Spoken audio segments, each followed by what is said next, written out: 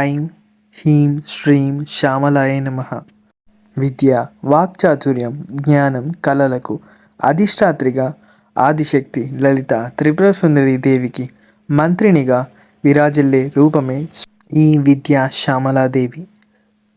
శాక్త సాంప్రదాయంలో ఆమెను మంత్రి రూపిణిగా వర్ణిస్తారు. దేవతల సభలో సలహాదారిగా, ధర్మ మార్గాన్ని సూచించే శక్తి రూపంగా ఆమెకు విశేష స్థానం ఉంది. విద్యా శ్యామలాదేవి ఆకుపచ్చ వర్ణంతో 4 భుజాలతో దర్శనమిస్తుంది.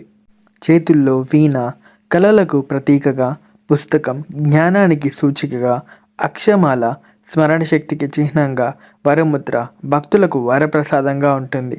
ఈ దేవిని భక్తితో స్మరిస్తే చదువులో విజయం, మాటల్లో శక్తి, ఆత్మవిశ్వాసం, నాయకత్వ గుణాలు లభిస్తాయని నమ్మకం. శ్యామల నవరాత్రి, వసంత పంచమి వంటి పవిత్ర దినాల్లో ఈ దేవిని ఆరాధించడం ఎంతో శుభప్రదం. మీ జీవితంలో జ్ఞానదీపం వెలిగించే విద్యా శ్యామలాదేవి కృప మీపై ఉండాలని కోరుకుంటూ జై శ్యామలామాత.